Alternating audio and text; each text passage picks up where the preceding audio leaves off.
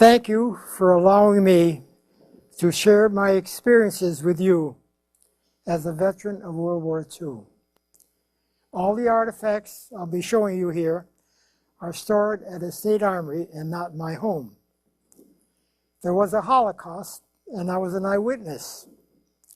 For 45 years after I came home from the war in November of 1945, I was traumatized by the tragedies I witnessed as a combat medic with a frontline infantry platoon, and I did not tell my wife, my parents, or my children about my experiences. Since 1990, I've been speaking to high school and college students and civic groups. It's been an eye-opener for them, and it's been a healing process for me. I was born in Avon, Connecticut, December 24th, 1921, and I've been a longtime resident of West Hartford. When I was 15 years old, I was sunning at Ocean Beach, New London, Connecticut, when out of the clear blue sky came the dirigible known as the Hindenburg. It was so low, I could wave to the people in the gondola, and they waved back to me.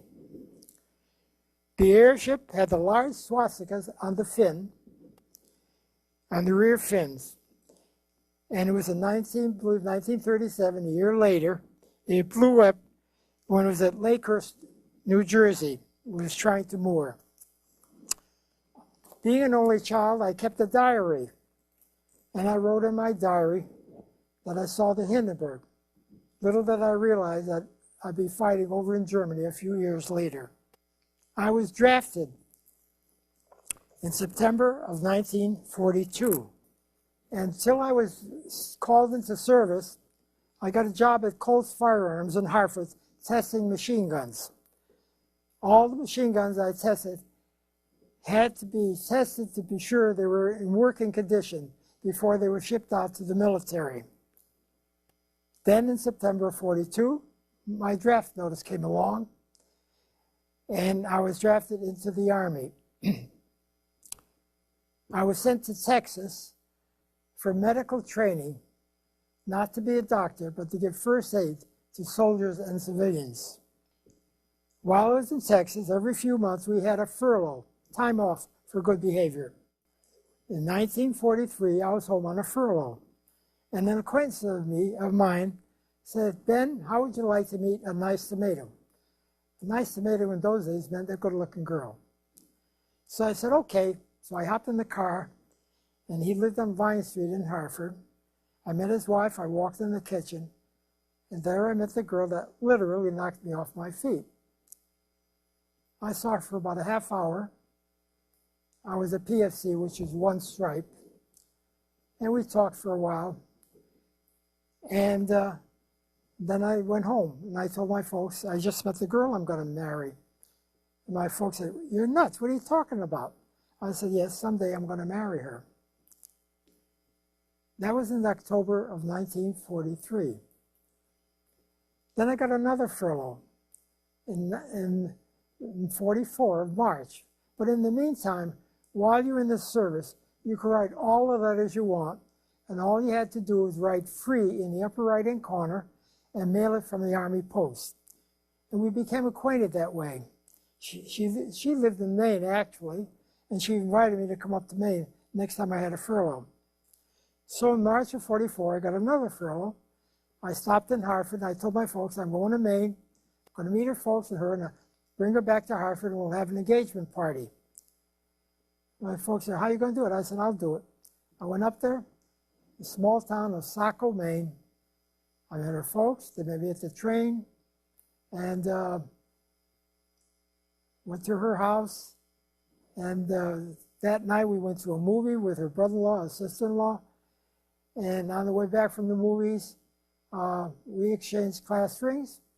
And that night I said to her, her name was Dorothy, but her nickname was Copy. She had beautiful auburn hair.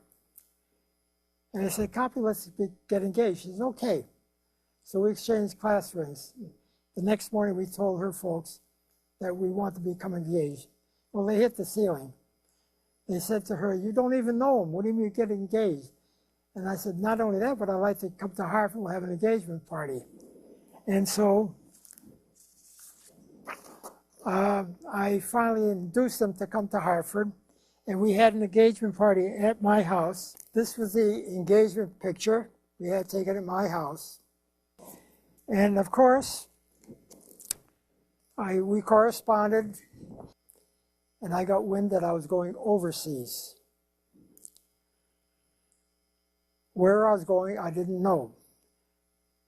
But they told us that if I was going to the European War, I'd have a 6-day furlough, time off.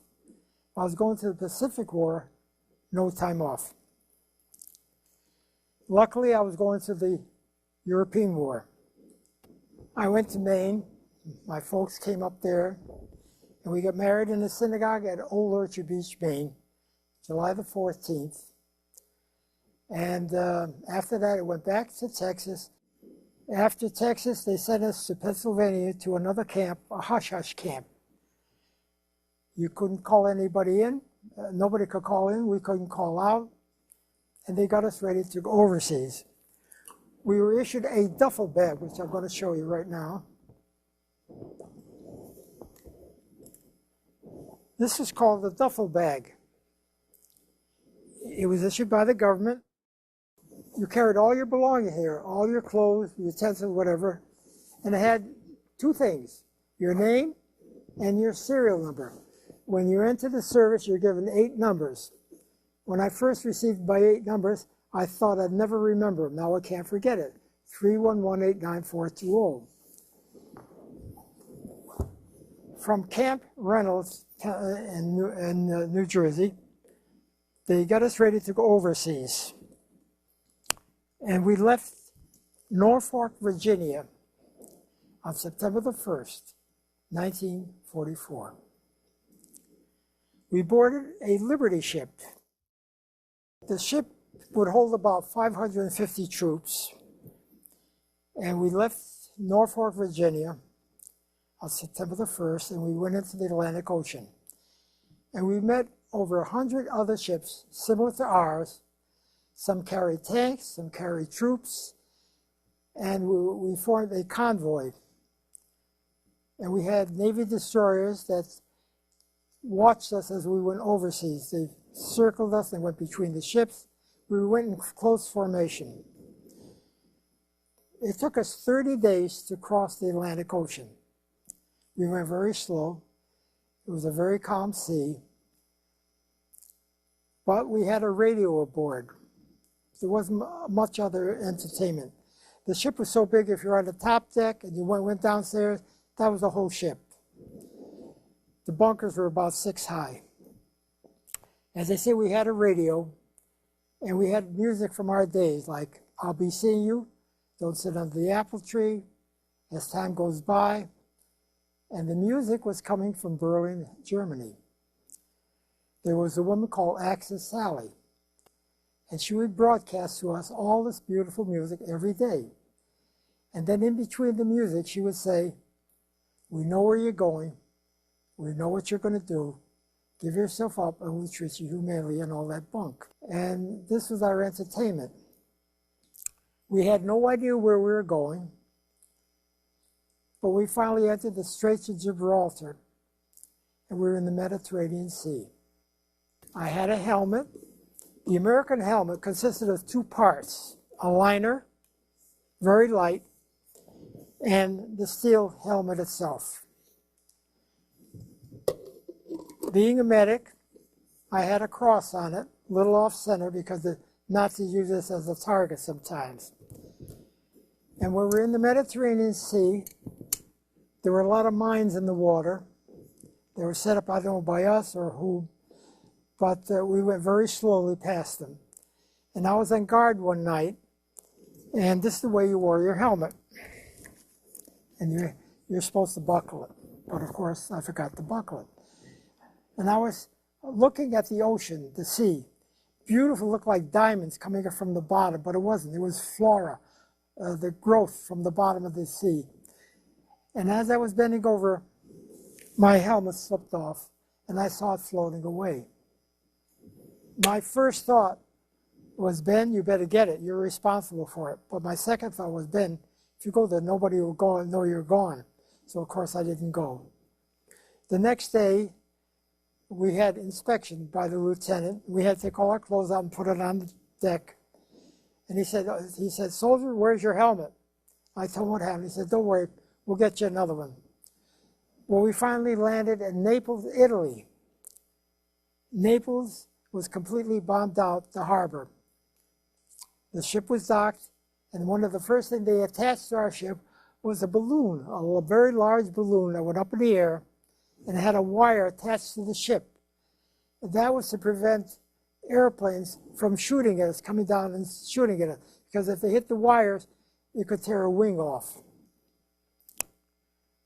We got off the ship, boarded trucks in Naples, and they took us to a town called Caserta, also known as a depot place, a replacement depot. And this is where all soldiers that came from overseas, going to Europe, came here, and we were being assigned to an infantry outfit. And this is where I found out I wasn't going to be a medic in a hospital. They need you in the infantry. And so I was assigned to the 45th Infantry Division. The emblem that you see here is the emblem that I wore during the war. Every infantry outfit had an emblem to identify what outfit they belonged to. This was the Thunderbird Division. It was formed, it was a National Guard outfit in Oklahoma in 1930, and they had a different emblem. It was a swastika that you see right here. That was the emblem in 1930. That was a Native American emblem. But when Hitler came into power in 1933, they had to change it. So they changed it to the Thunderbird Division. So I was finally assigned to the 45th, and we left Naples on a Navy ship, a large Navy ship, and we headed for France. We got to Marseille, France, and we were some distance from the shore because the harbor had been bombed out. We climbed over the side of the ship, and our duffel bags, they took in a big net, put them on another kind of a small ship, and dropped them on shore. And we had to go and pick out our own duffel bags. There were at least maybe 800 troops on that ship. And I finally found my bag, and they told us to go to the railroad station, which is nearby where we picked up our duffel bags. And we boarded a freight train called the 40 and 8. These are the same freight cars that the French used in World War I. No latrines, just a plain freight car. It took us about 5 days to get to the middle of France. And the reason for that was priority number one, going to the front, was ammunition. They would sidetrack us, and other freight trains would go by with these tremendously large artillery shells. As I say, we were very green. This is our first time that we were going to see combat. We finally got to a town in France called Contrexeville. We got off the train, and we got in the trucks, and they took us to nearby farms. This part of France was already in Allied hands. They broke us up into about 40 in a group, and they sent us to a farm. At this farm, they had a large barn, and I was there maybe 2 or 3 days. And at night, in the barn, they would show us movies from home. The night before we went up to the front, they told us that we had to sleep in the loft, not on the floor, which we normally did. Once I entered the infantry outfit, I said goodbye to my duffel bag. They kept it behind the lines in what they call quartermaster section of the infantry. I never saw that bag till the end of the war. Well, that night, we slept up in the loft.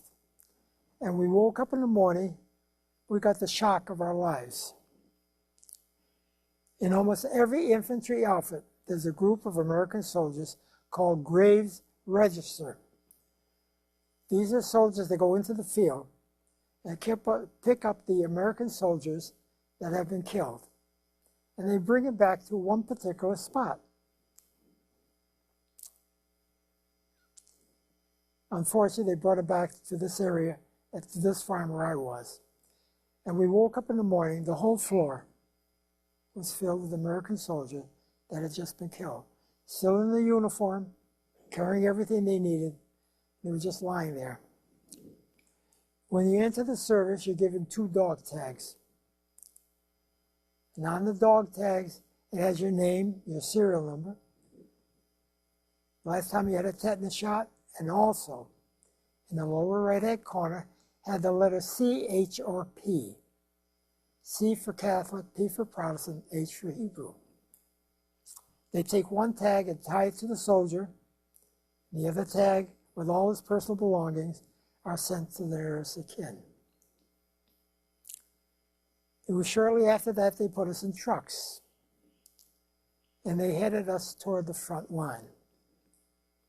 We could hear the shooting. Being a medic, I was assigned to an aid station, not too far from the front lines where our soldiers were shooting at the enemy.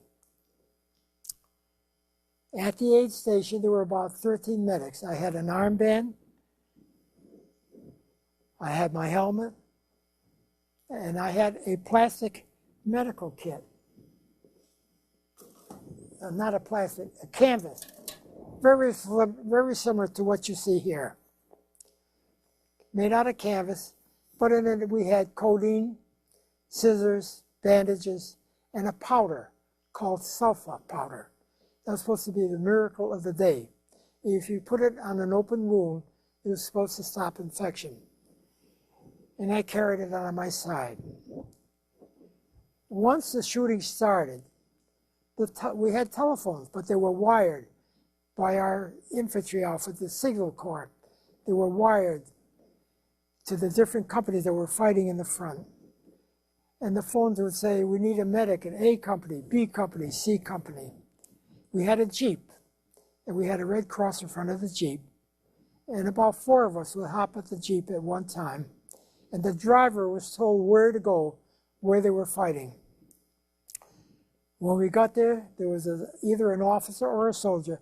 He would say, yes, he's lying in a corner. I'll just give you an example. The shooting's going on, the bullets are flying, the artillery shells are coming, and you just have a duty to do. And I'll tell you, one time, I went there with a buddy, with another medic, and he said, you'll find him in the woods nearby, leaning near a fence. So we went into the woods, and we found the soldier leaning against the fence, and apparently he had a broken leg. So we put him on one shoulder and the other soldier, and we started to head back to where we thought our Jeep was.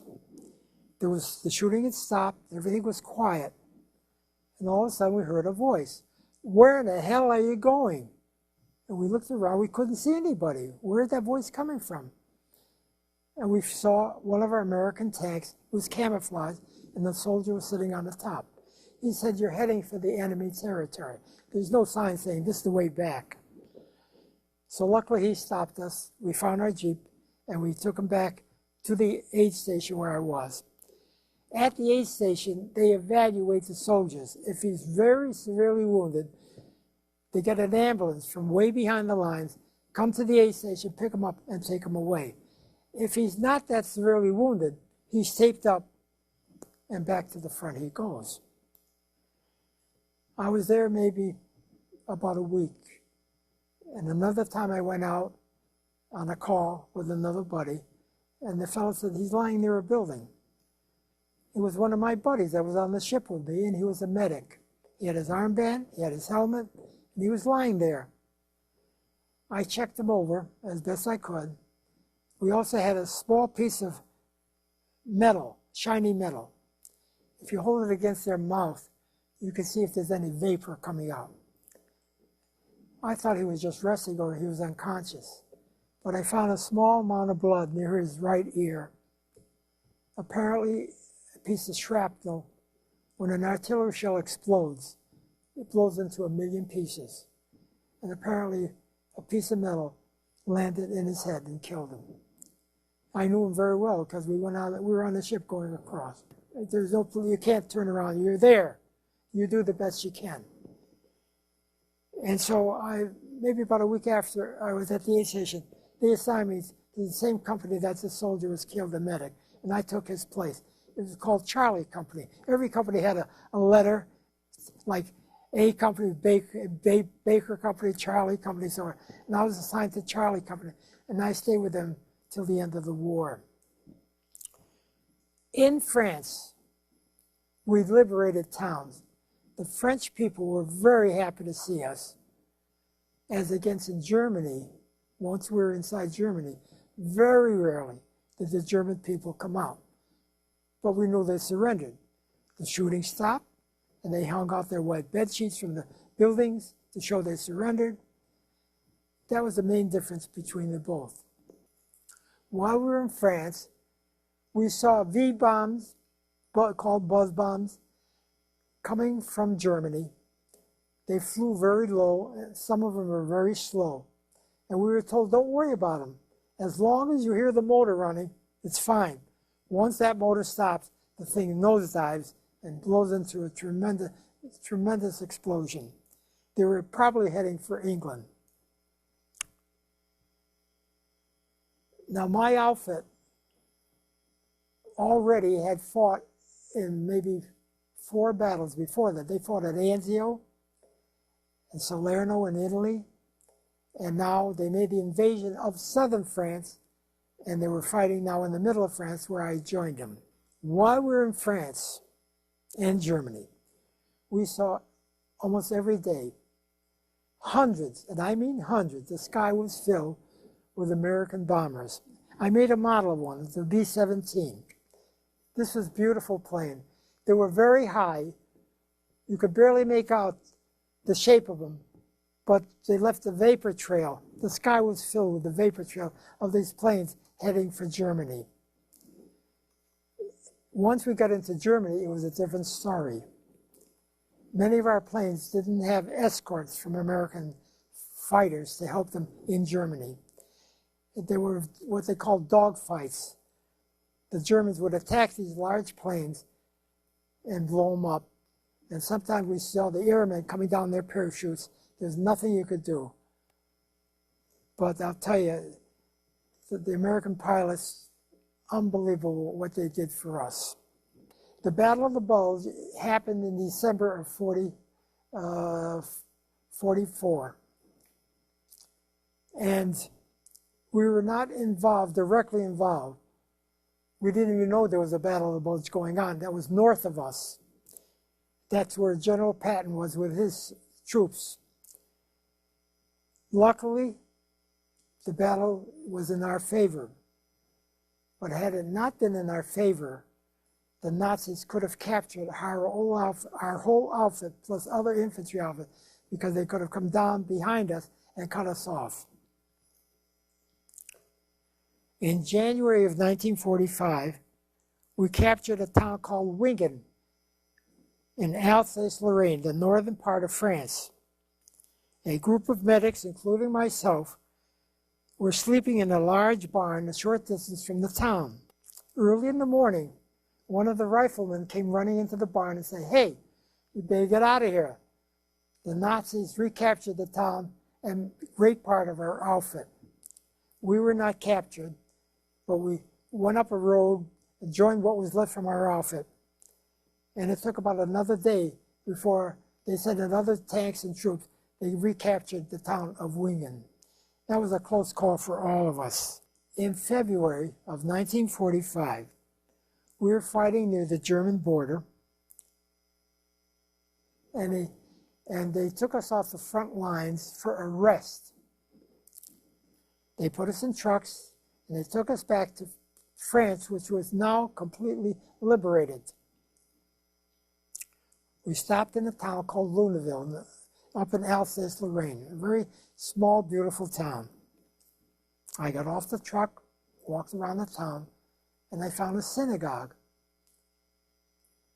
Beautiful stone building, but the inside was gutted. I forgot to mention, I carried a camera with me through the war. And now and then I would take pictures. Where I got the film, I don't know. While I was there at the synagogue, a Frenchman came up to me. I took French in high school at Hall High in West Hartford for a year. And he started speaking very quickly in French. And I responded to him. I said, "Parlez lentement, s'il vous plaît." Speak slowly. But blah, blah, blah, blah, he rambled on. But he had 3 little girls with him. I understood those were his 3 little girls. The ages were 8, 10, and 12. And I asked the father to take a picture of me with the 3 girls, which he did. I'm there with the helmet behind the 3 little girls. When the war was over, I tried to contact the 3 girls. I had no luck. But a few years ago, I was speaking at Simsbury High. And the teacher sent this picture to the town of Lunenville. And I'm now speaking to this little girl over here. She's now 77 years old. And I call her almost every month to see how she is. A couple of years ago, she wanted to come visit me, but I was sick and she couldn't come. But we still keep in contact.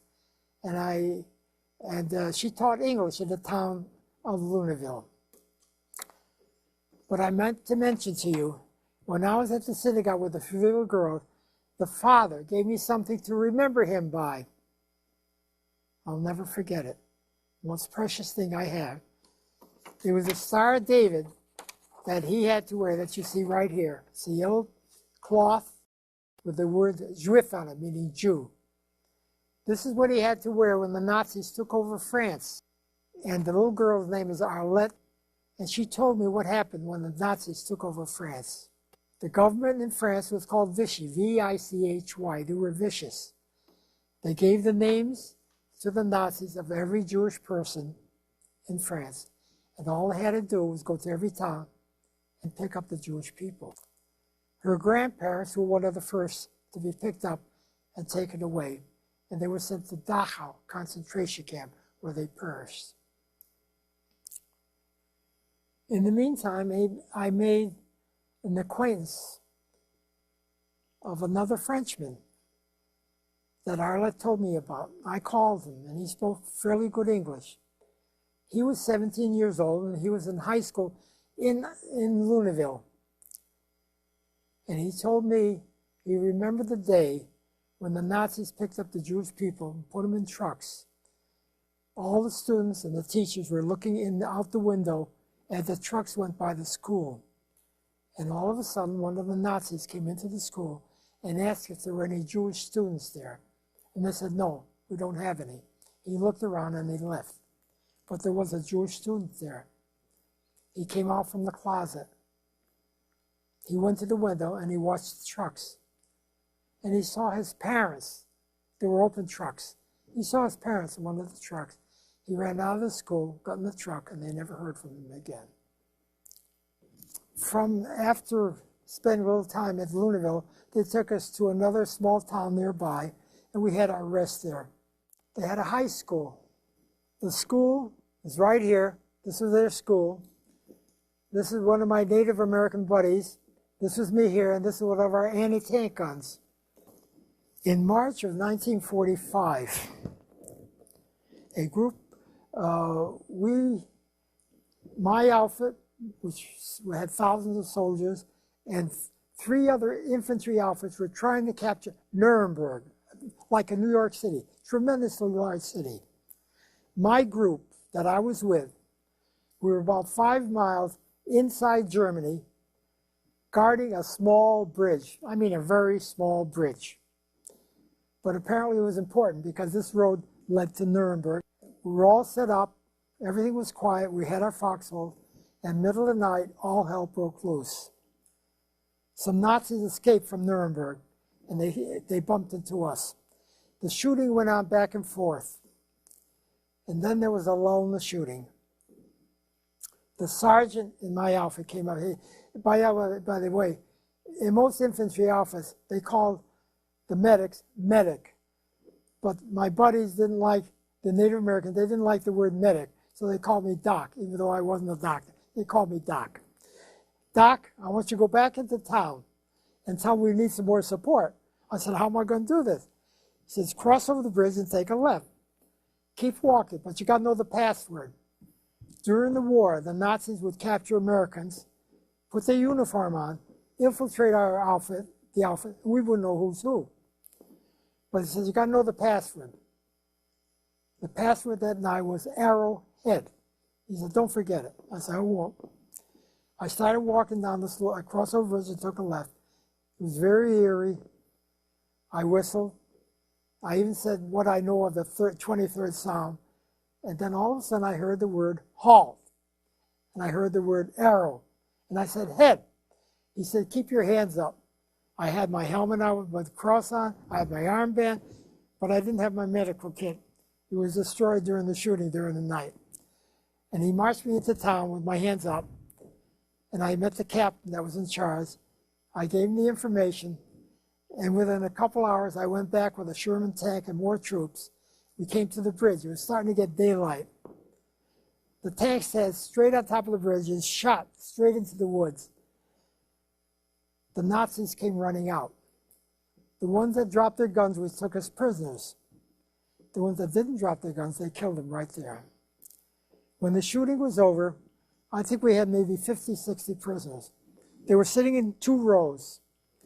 And I walked around with them, and I found a German medic sitting there. He had the cross on his helmet, but he had a beautiful medical kit. This is the one that he had, not like mine. Everything is in German. Their equipment was superb. And I looked at it, and he looked at me. German and Jewish is very similar in speaking, but not in writing. And I tried to make my Jewish sound very German-like. And I looked at him and I said, Ich muss haben das, which means I need that. And he looks at me and he says, Nein, nein. And I said, yeah, yeah. And I took it, and I used that from that time on till the end of the war. We were on our way toward Munich when our commander, name of Felix Sparks, got orders to secure a camp. His orders were, don't let anybody in and don't let anybody out. The camp was Dachau Concentration Camp, the main camp. We had no idea what a concentration camp was. He didn't either. I was not there the first day. I was there the 3rd day. But his troops had to fight their way into the camp. The camp was 3 miles square, tremendously big camp. They had medical facilities where they would do awful, awful experiments on those that were in the camp, putting gas into their veins, compressed air, all different things. They just pick them random for the inmates that were in concentration camp. Our troops threw up. They could not believe what they were saying. Even though I was there the 3rd day, the stench of burning flesh permeated the whole area. It was like a fog. We ended up, my group and I, my platoon and the rest of my company, we captured Munich.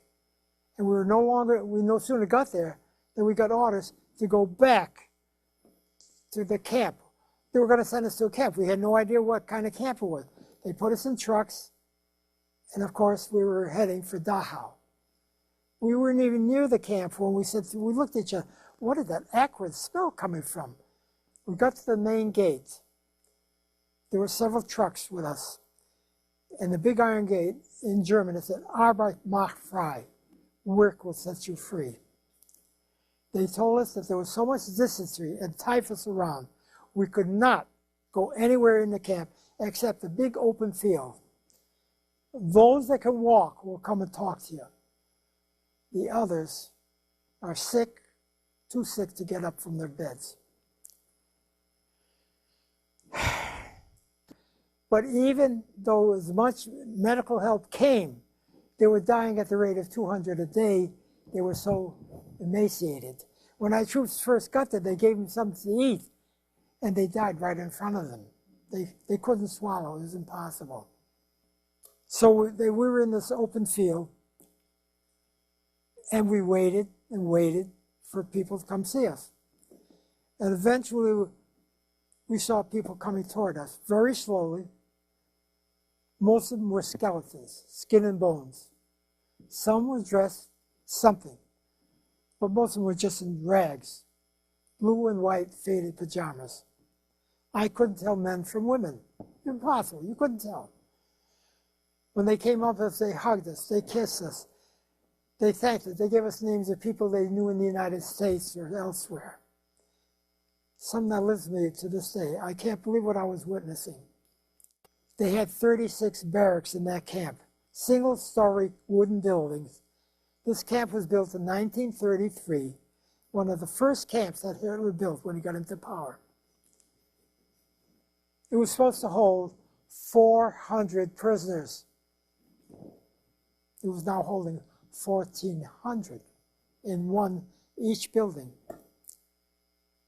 Very few latrines, wooden beds stacked one on top of the other.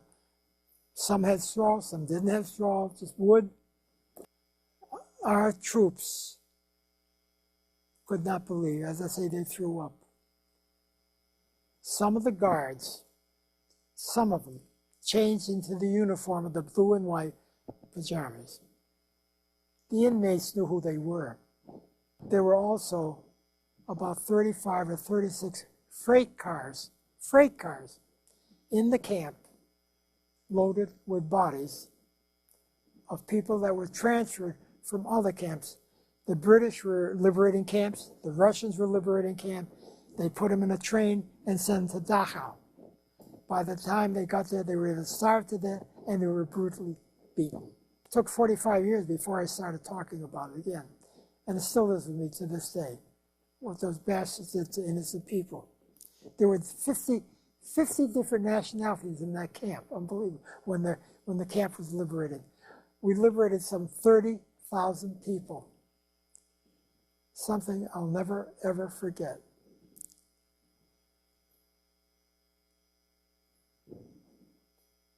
We finally ended up in Munich, and the war was still going on in the Pacific. So they're going to send my outfit, the 45th Infantry, to the Pacific War. It took us, the war ended on May 8th, and it wasn't until around the end of July, they sent us to France to be evaluated to go to the Pacific War. But while I was there, the war was over in Europe, and they broke us up, and we stayed with German families because they had no place for a whole group. And I stayed with a German family by the name of Schindler, not related any part of Schindler, I found out. It was a husband and a wife, and they had 2 children, a boy and a girl. They were teenagers. I was there for about a month with them, and I got to know them pretty well. And I asked them one day what they thought of Hitler. They hated him, and I was happy to hear that. You'll never guess why they hated him. Because he lost the war.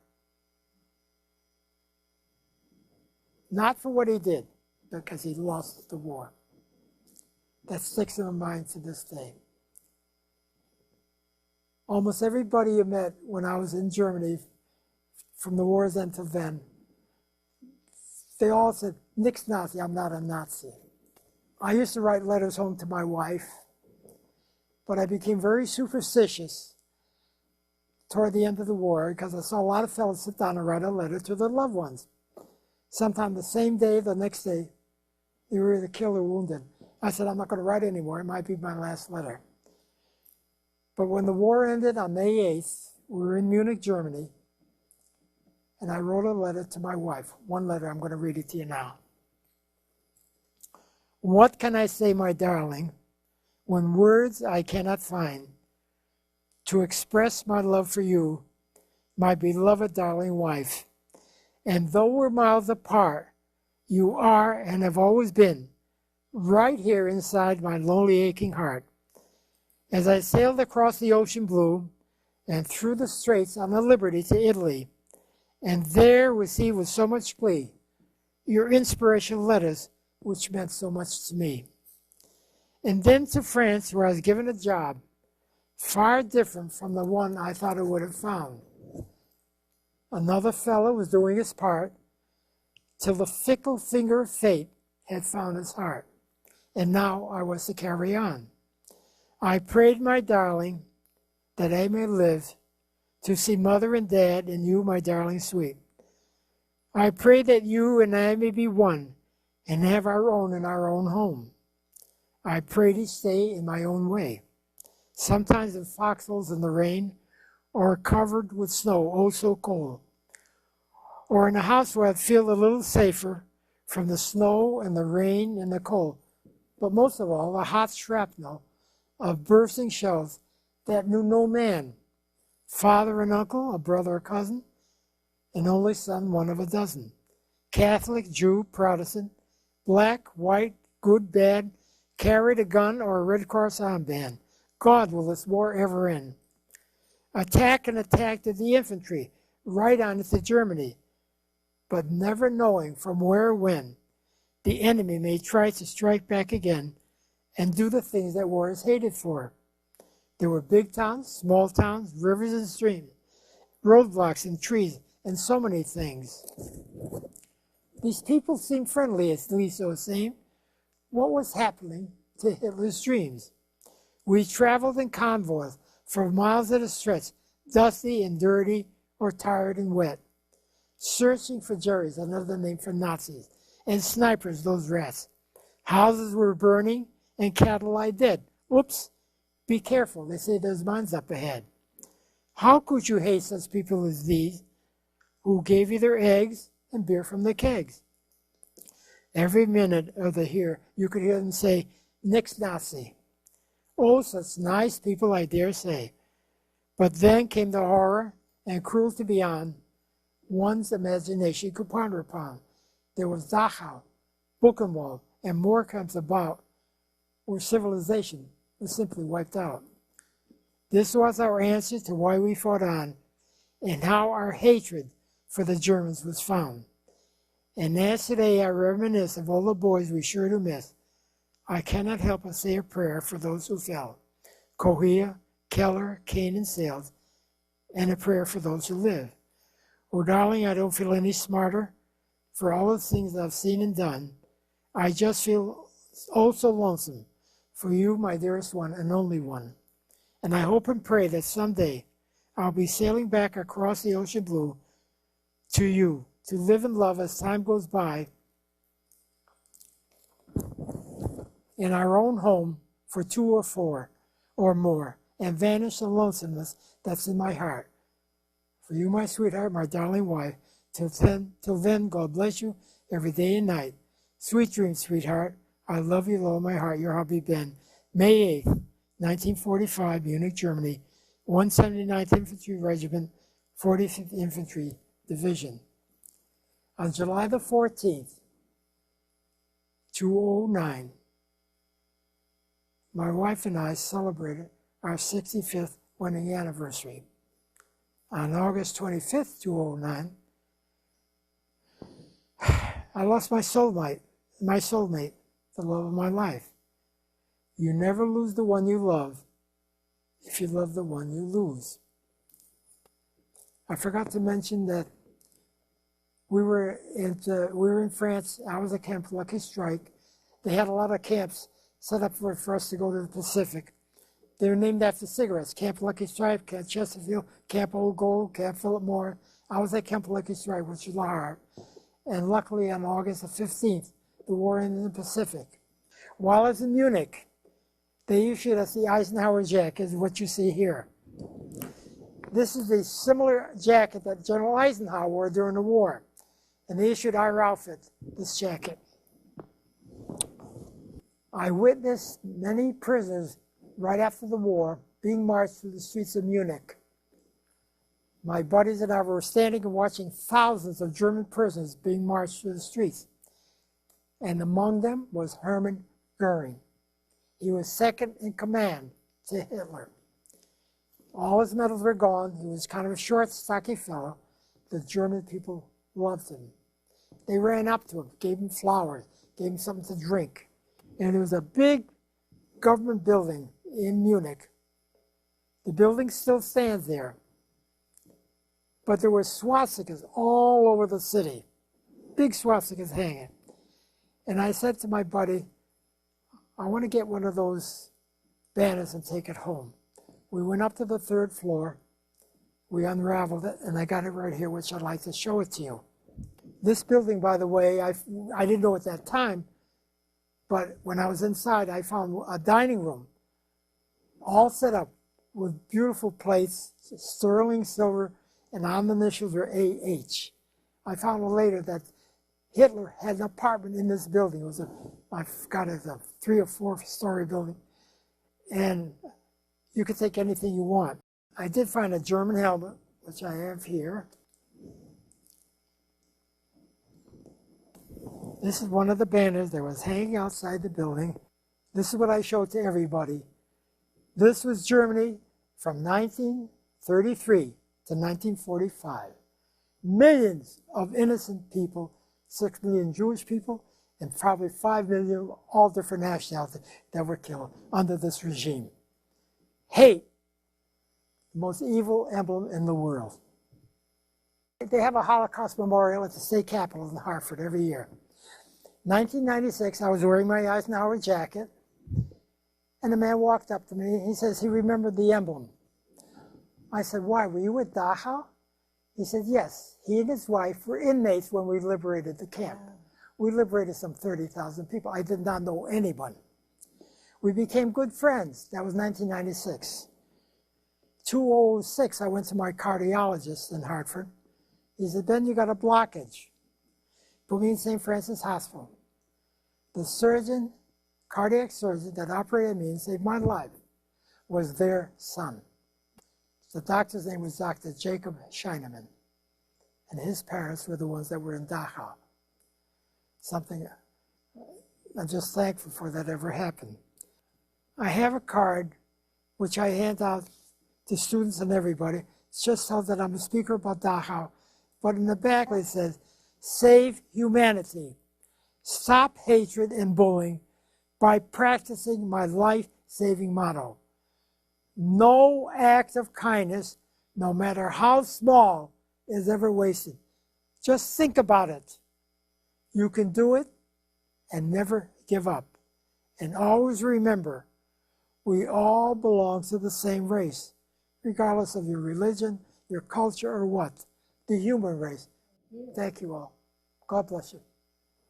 And God bless America.